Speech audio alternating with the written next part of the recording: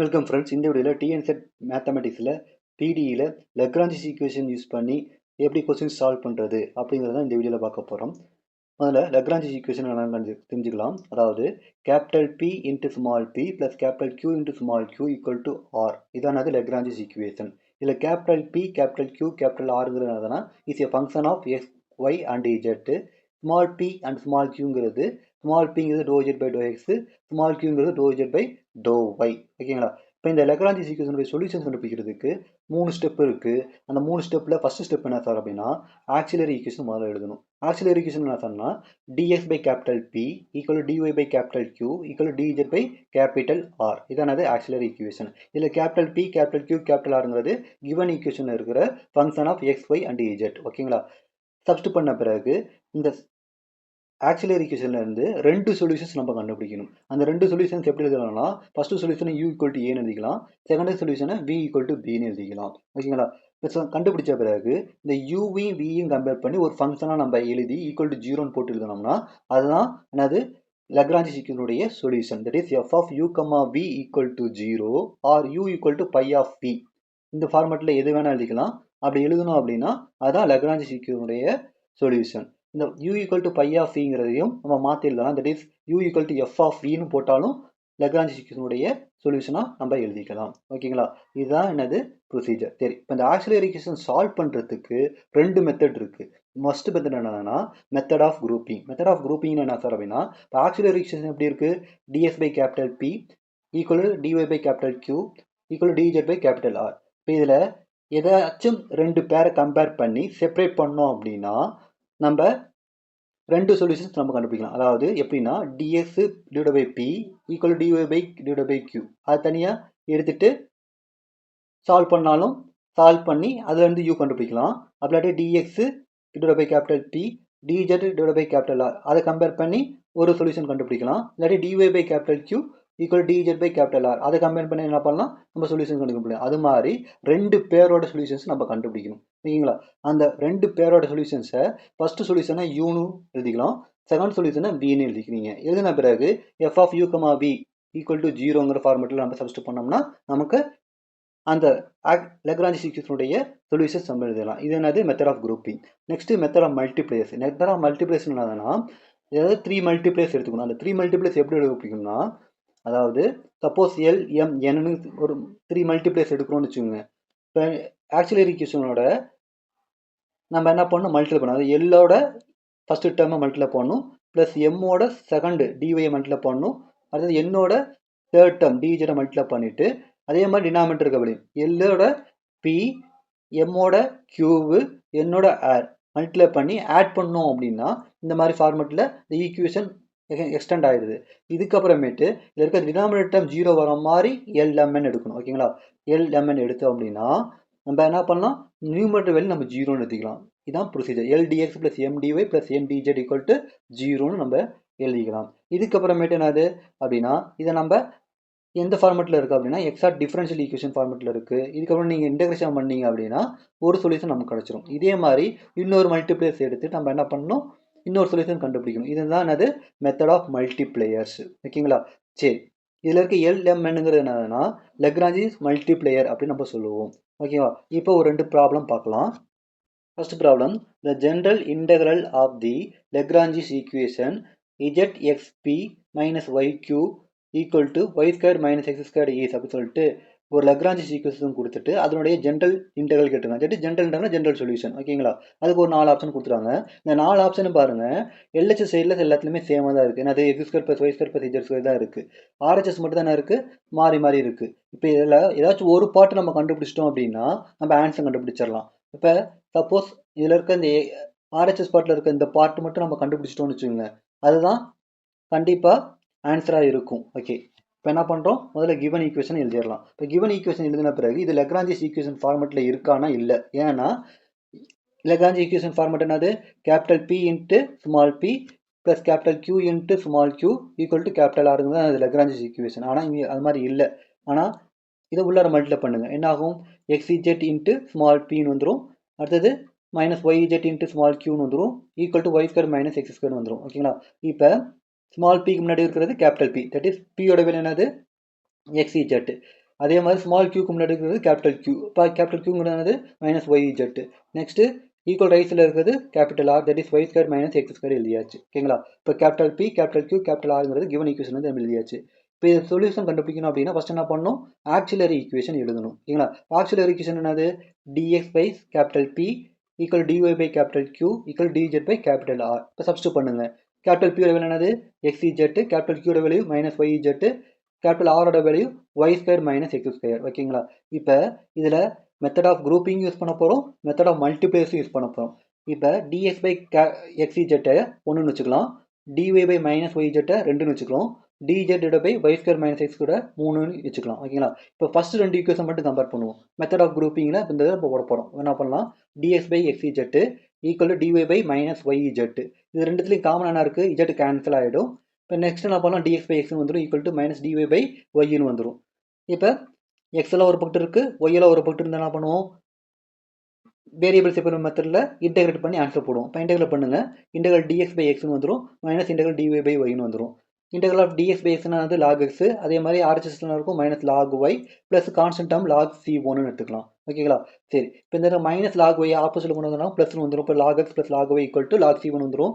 Lock of M plus log of என்னன்னா log of M into என்னன்னு வந்துடும். That is log of X Y equal to log சி1 வந்துடும். இப்போ ரெண்டு மட்டும் லாக் கேன்சல் ஆச்சுன்னா மீதி என்ன இருக்கும், எக்ஸ் ஒய் ஈக்குவல் டு சி1 வந்துடும். இப்போ விங்கிறது என்ன பண்ணலாம், எக்ஸ் ஒய் அப்படின்னு எடுத்துக்கலாம். ஏன் சார் வின்னு எடுத்துருக்கோம் அப்படின்னா, ஆப்ஷன்ஸில் எஃப் ஆஃப் இந்த டேர்ம் அதான் வின்னு வந்திருக்கு. ஓகேங்களா?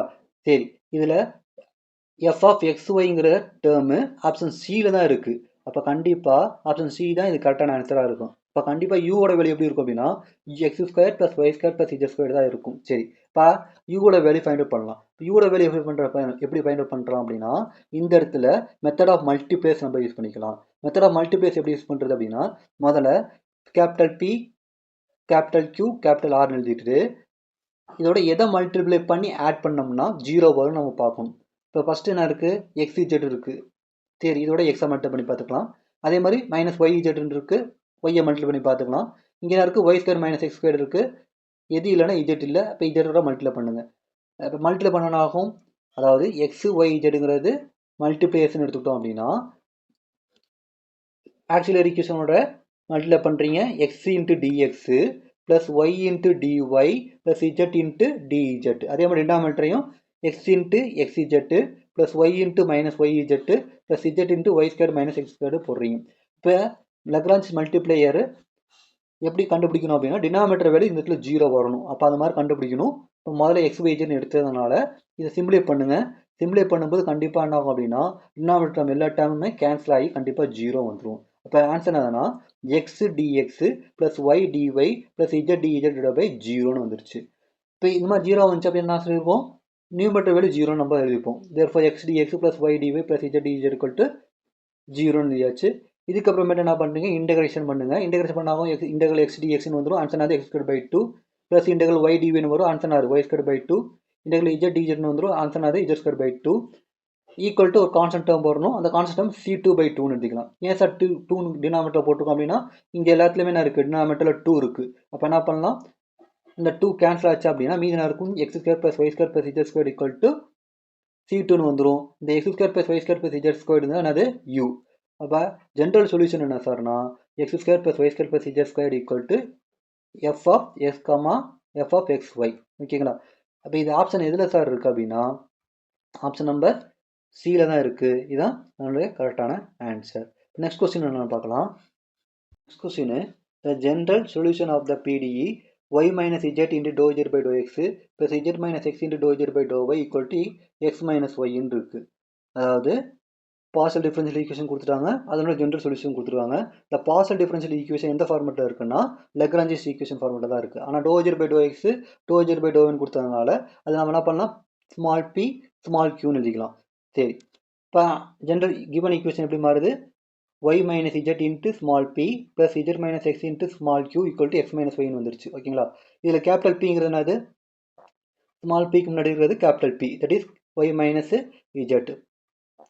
கேபிட்டல் கியூங்கிறது ஸ்மால் கியூக்கு முன்னாடி இருக்கிறது capital Q, that is z minus x. ஆறுங்கிறது ஈக்குவல் ரைட் சைடில் இருக்கிறது x minus y. சால்வ் பண்ணோம் அப்படின்னா முதல்ல என்ன பண்ணணும், ஆக்சிலரி ஈக்குவேஷன் எழுதணும். ஓகேங்களா?